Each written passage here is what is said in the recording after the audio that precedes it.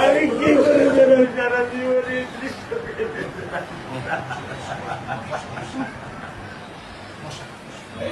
আমার এই দৃশ্য আমি কি দিয়ে পূরণ করবো?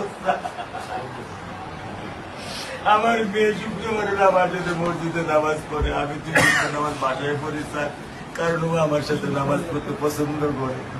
সবচেয়ে আগে যেটা এই মুহূর্তে আমরা করতে চাই সেটা হচ্ছে যে এই অন্যায়ের সাথে যে জড়িত তার বিচার আমরা আগে করতে চাই। নামাজ আমি ওকে নিয়ে স্যার আমার বাসায় পড়ি স্যার।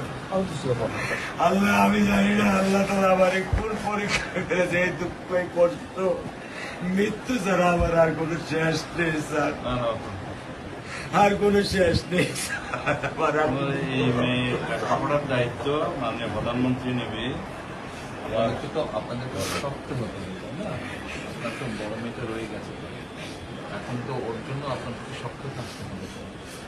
স্যার সত্য কথা, আমি যখন ওকে ভ্যানে পাঠাই আমি খুব বল পাই, আমি কালকেও বলে দিচ্ছি যে আমি আর ভ্যানে দিব না, তুমি প্রতিদিন ওকে রিস্কায় নিয়ে যাবো, রিস্কায় করে নিয়ে আসবো।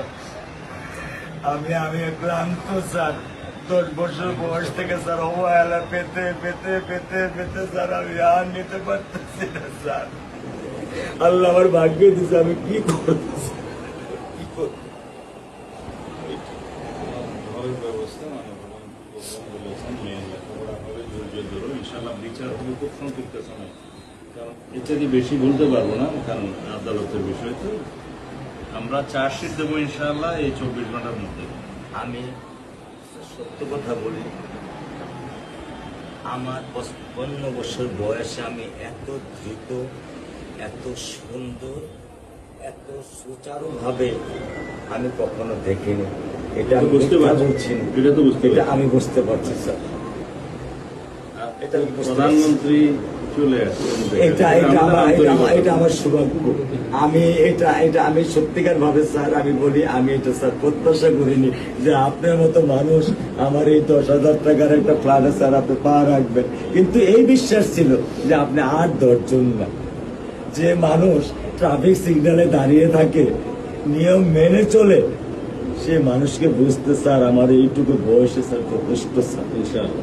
স্যার আপনি তো ধৈর্য ধরবেন, আমি ওকে কোনো নিয়ন্ত্রণ করতে পারতেছি না।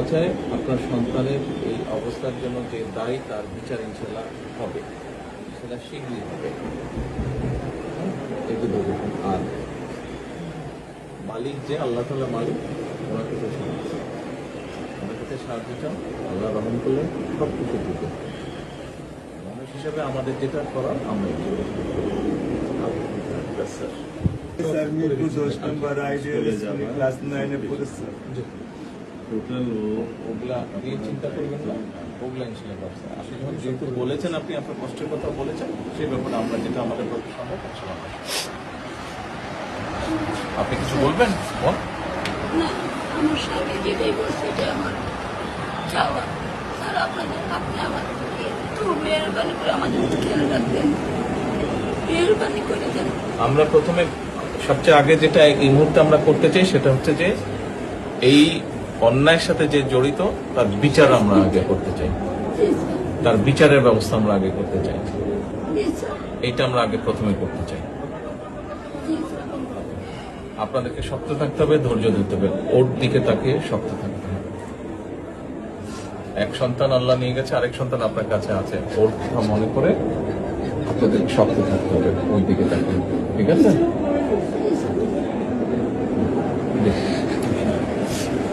চলে আসছে, ভাই চলে আসছে।